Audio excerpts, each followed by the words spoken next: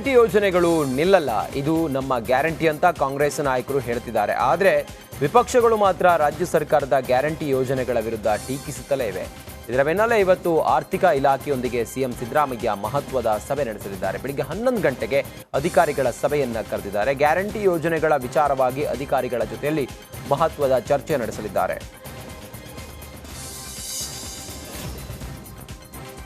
78ನೇ ಸ್ವಾತಂತ್ರ್ಯ ದಿನಾಚರಣೆಯನ್ನ ನಾಡಿನಾದ್ಯಂತ ಸಂಭ್ರಮದಿಂದ ಆಚರಿಸಲಾಗಿದೆ.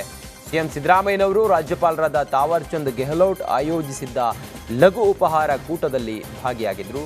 ಮೂಡಾ ಪ್ರಕರಣದ ಶೋಕಾಸ್ ನೋಟಿಸ್ ವಿಚಾರದ ಬಗ್ಗೆ ಅದರ ಬಳಿಕ ಮೊದಲ ಬಾರಿಗೆ ಸಿಎಂ ಸಿದ್ದರಾಮಯ್ಯ ಹಾಗೂ ರಾಜ್ಯಪಾಲರು ಮುಖಾಮುಖಿಯಾಗಿದ್ದರು. ಇನ್ನು ಲಘು ಉಪಹಾರ ಕೂಟದಲ್ಲಿ ಮೇಲ್ಮನೆ ಸಭಾಪತಿ ಬಸವರಾಜ ಹೊರಟ್ಟಿ ಸೇರಿದಂತೆ ಹಲವರು ಪಾಲ್ಗೊಂಡಿದ್ದರು. ರೇಣುಕಾಸ್ವಾಮಿ ಕೊಲೆ ಕೇಸ್ನಲ್ಲಿ ದರ್ಶನ್ ಮತ್ತು ಗ್ಯಾಂಗ್ ಪರಪ್ಪನ ಅಗ್ರಹಾರ ಸೇರಿದೆ. ಆದರೆ ಇತ್ತ ರೇಣುಕಾಸ್ವಾಮಿ ಕುಟುಂಬದವರು ನೋವಿನಲ್ಲಿ ದಿನ ಕಳೆಯುವಂತಾಗಿದೆ. ಅವರ ನಿವಾಸಕ್ಕೆ ಕೆಲವು ಸೆಲೆಬ್ರಿಟಿಗಳು ಭೇಟಿ ನೀಡಿ ಈಗಾಗಲೇ ಸಾಂತ್ವನವನ್ನು ಹೇಳಿದ್ದಾರೆ. ಇದೀಗ ನಟ ಪ್ರಥಮ್ ಕೂಡ ಚಿತ್ರದುರ್ಗದಲ್ಲಿರುವ ರೇಣುಕಾಸ್ವಾಮಿ ನಿವಾಸಕ್ಕೆ ಹೋಗಿ ಅವರ ಕುಟುಂಬಕ್ಕೆ ಸಾಂತ್ವನ ಹೇಳಿದ್ದಾರೆ.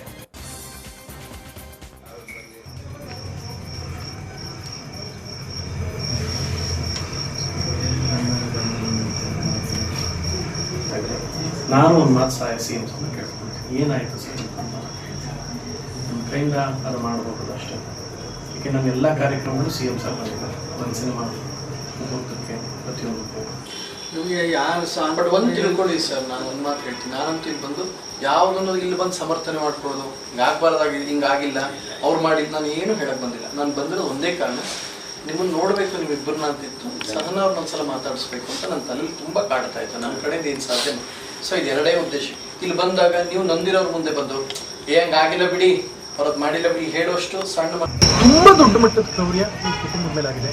ಎಲ್ಲರೂ ಕೈ ಜೋಡಿಸಿ ನಮ್ಮ ಕೈಯಿಂದ ಏನು ಸಾಧ್ಯ ಮಾಡೋಣ. ಈಗ ನಾನು ವಾಪಸ್ ಅಂತೂ ತಂದ್ಕೊಡೋಕ್ಕೆ ಸಾಧ್ಯ ಇಲ್ಲ. ಆ್ಯಂಡ್ ಇವ್ರು ಕೇಳ್ಕೊಂಡಂಗೆ ಇವ್ರೊಂದು ಮಾತು ಹೇಳೋದು, ತುಂಬ ನನ್ನ ಮಗನಿಗೆ ಆಗಿರೋ ಅನ್ಯಾಯಕ್ಕೆ ನ್ಯಾಯ ಸಿಗಬೇಕು ಅಂತ. ನ್ಯಾಯ ಏನು ಅಂತ ಅವ್ರನ್ನ ಕೇಳಿ, ಯಾವ ಥರ ಬೇಕು ಅಂತ ಅವ್ರನ್ನ ಕೇಳಿ. ನನಗಿರೋದು ಒಂದೇ, ಇವ್ರ ಕಣ್ಣೀರು ನಿಲ್ಲಬೇಕು, ಸಹನಾಗಿ ಸಮಾಧಾನ ಸಿಗಬೇಕು, ಅವರ ಮುಂದಿನ ಭವಿಷ್ಯ ಕಡೆಗೆ. ಈ ಸಮಯದಲ್ಲಿ ಅವ್ರೊಂದು ಚೂರು ಎಫೆಕ್ಟ್ ಆದರೂ ಬಿ ಪಿ ಹೆಚ್ಚು ಕಡಿಮೆ ಆದರೆ. ಕಣ್ಣೀರು ಹಾಕಿದ ರೇಣುಕಾಸ್ವಾಮಿ ತಂದೆಗೆ ನಟ ಪ್ರಥಮ್ ಸಾಂತ್ವನ ಹೇಳಿದ್ರು. ಬಳಿಕ ಅವರು ಮಾತನಾಡಿದ್ರು. ಇವರು ರೇಣುಕಾಸ್ವಾಮಿ ಪತ್ನಿ ಸಹನಾಗೆ ಕೆಲಸ ಕೊಡಿಸುವ ಬಗ್ಗೆ ಸಿಎಂ ಜೊತೆ ಮಾತನಾಡ್ತೀನಿ ಅಂತ ಧೈರ್ಯ ತುಂಬಿದ್ರು. ಅದಲ್ಲದೆ ನಾನು ಇಲ್ಲಿಗೆ ಮಾನವೀಯತೆ ಆಧಾರದ ಮೇಲೆ ಬಂದಿದ್ದೇನೆ ಅಂತ ಹೇಳಿದರು. ಇವ್ರ ಕಣ್ಣೀರು ನಿಲ್ಲಬೇಕು, ಸಹನಾಗೆ ಸಮಾಧಾನ ಸಿಗಬೇಕು, ಅವರ ಮುಂದಿನ ಭವಿಷ್ಯದ ಕಡೆಗೆ. ಈ ಸಮಯದಲ್ಲಿ ಅವ್ರೊಂದು ಚೂರು ಎಫೆಕ್ಟ್ ಆದರೂ ಬಿ ಪಿ ಹೆಚ್ಚು ಕಡಿಮೆ ಆದರೆ ಹುಟ್ಟೋ ಮಗುಗೆ ಎಫೆಕ್ಟ್ ಆಗುತ್ತೆ. ಸೊ ಅವನ ಕಾರಣಕ್ಕೆ ಬಂದೆ. ನಾನೇನು ಮಾಡಬೇಕು, ನನಗೆ ಗೌರವ ಇದೆ, ನನಗೆ ಅದು ಮಾಡ್ತೀವಿ. ನಮ್ಮ ಪ್ರೀತಿ, ನನ್ನ ಒಂದು ಗೌರವನ ಹಿರಿಯರಿಗೆ ಏನು ತೋರಿಸ್ಬೇಕು, ನಾನು ತೋರ್ಸೋಕೆ ಬಂದಿದ್ದೀನಿ ಅಷ್ಟೇ.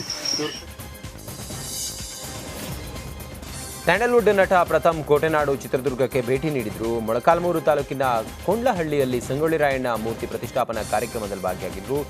ದೇಶಭಕ್ತ ಸಂಗೊಳ್ಳಿ ರಾಯಣ್ಣ ಮೂರ್ತಿ ಅನಾವರಣ ಕಾರ್ಯಕ್ರಮಕ್ಕೆ ಆಗಮಿಸಿದ್ರು. ಈ ವೇಳೆ ಯುವಕರು ನಟ ಪ್ರಥಮ್ ಜೊತೆಯಲ್ಲಿ ಸೆಲ್ಫಿ ಕ್ಲಿಕ್ಕಿಸಿಕೊಂಡರು.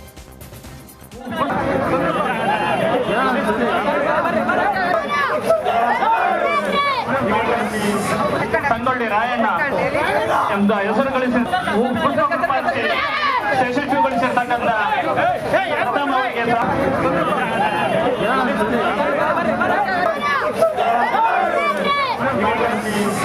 ಸಂಗೊಳ್ಳಿ ರಾಯಣ್ಣ ಎಂಬ ಹೆಸರು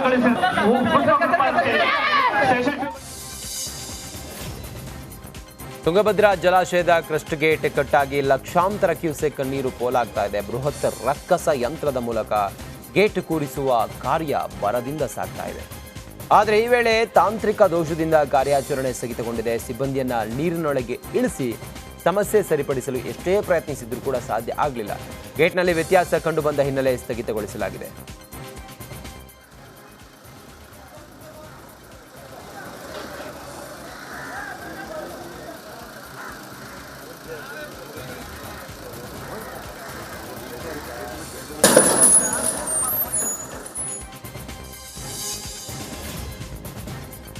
ವಿಜಯನಗರ ಜಿಲ್ಲೆಯ ಉಸ್ತುವಾರಿ ಸಚಿವ ಜಮೀರ್ ಅಹಮದ್ ಗೇಟ್ ಕೂಡಿಸುವ ಕಾರ್ಯ ಹೇಗೆ ನಡೀತಾ ಇದೆ ಅಂತ ಸ್ಥಳಕ್ಕೆ ಆಗಮಿಸಿ ಮಾಹಿತಿಯನ್ನು ಪಡ್ಕೊಂಡ್ರು.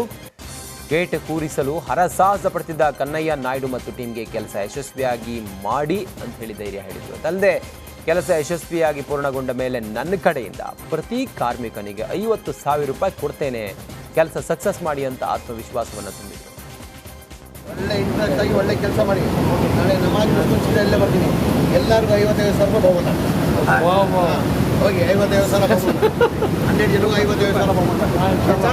ನನ್ನ ಕಡೆಯಿಂದ 50 ನಾನು ಬಲ್ಲ ಟೀಗೆ ಕೊಡ್ತೀರಾ? ಒಳ್ಳೆ ಇಂಟ್ರೆಸ್ಟ್ ಆಗಿ ಒಳ್ಳೆ ಕೆಲಸ ಮಾಡಿ. ನಾಳೆ ನಮಾಜ್ ಉತ್ತರ ಕನ್ನಡ ಜಿಲ್ಲೆಯ ಕಾರವಾರ ತಾಲೂಕಿನ ಕಾಳಿ ನದಿಯಲ್ಲಿ ಬಿದ್ದಿದ್ದ ಲಾರಿಯನ್ನ ಮೇಲಕ್ಕೆ ತರಲಾಗಿದೆ. ಯಲ್ಲಾಪುರದಿಂದ ಬಂದಿದ್ದ 2 ಕ್ರೇನ್ಗಳಿಂದ ಕಾರ್ಯಾಚರಣೆ ನಡೆಸಲಾಯಿತು. ಇನ್ನು ಆಗಸ್ಟ್ 7ನೇ ತಾರೀಕಿನಂದು ಸೇತುವೆ ಕುಸಿದು ನದಿಗೆ ಲಾರಿ ಬಿದ್ದಿತ್ತು. ಸತತ ಕಾರ್ಯಾಚರಣೆ ಮೂಲಕ ಲಾರಿಯನ್ನ ಮೇಲಕ್ಕೆ ಎತ್ತಲಾಗಿದೆ.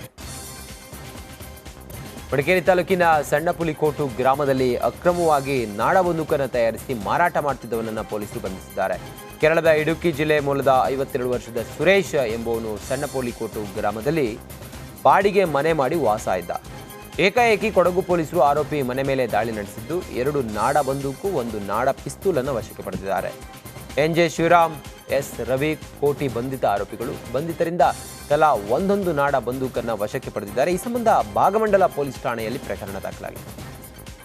ಮಂಡ್ಯ ಜಿಲ್ಲೆಯ ಕೆಆರ್ಪೇಟೆಯಲ್ಲಿ ಸುರಿದ ಧಾರಾಕಾರ ಮಳೆಗೆ ಕೆಎಸ್ಆರ್ಟಿಸಿ ಬಸ್ ನಿಲ್ದಾಣ ಸಂಪೂರ್ಣವಾಗಿ ಜಲಾವೃತವಾಗಿದೆ. ಬಸ್ಗಳು ನಿಲ್ದಾಣದ ಒಳಗಡೆ ಬರದಂತಹ ಪರಿಸ್ಥಿತಿ ಉಂಟಾಗಿತ್ತು. ನಿಲ್ದಾಣದಲ್ಲಿ ಬೈಕ್ ಪಾರ್ಕಿಂಗ್, ಪ್ರಯಾಣಿಕರು ಕೂರುವ ಸ್ಥಳಕ್ಕೂ ನೀರು ಬಂದಿದ್ದು, ಅಂಗಡಿ ಮಾಲೀಕರು, ಸ್ಥಳೀಯರು, ಪ್ರಯಾಣಿಕರು ಪರದಾಡಿದ್ರು. ಮಳೆ ಬಂದಾಗೆಲ್ಲ ಬಸ್ ನಿಲ್ದಾಣ ಜಲಾವೃತ ಆಗುವುದನ್ನು ತಡೆಯುವಂತೆ ಸ್ಥಳೀಯರು ಆಗ್ರಹಿಸಿದ್ದಾರೆ.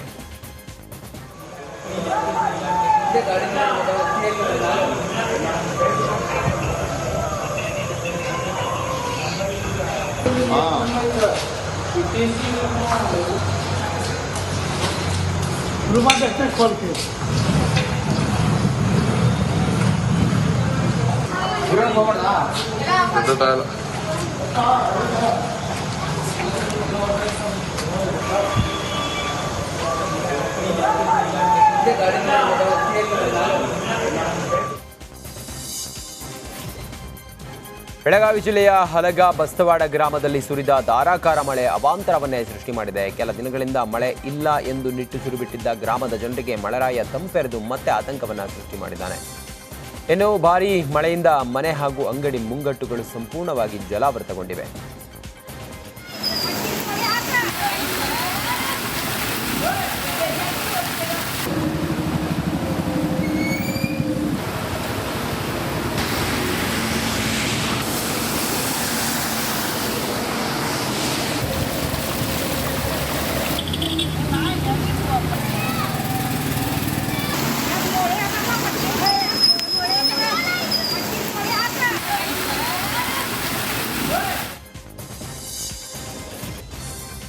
ಬಾಗಲಕೋಟೆ ಜಿಲ್ಲೆಯ ಹಲವೆಡೆ ಸುರಿದ ಭಾರಿ ಮಳೆಗೆ ಜನಜೀವನ ಅಸ್ತವ್ಯಸ್ತಗೊಂಡಿದೆ. ಬಿರುಗಾಳಿ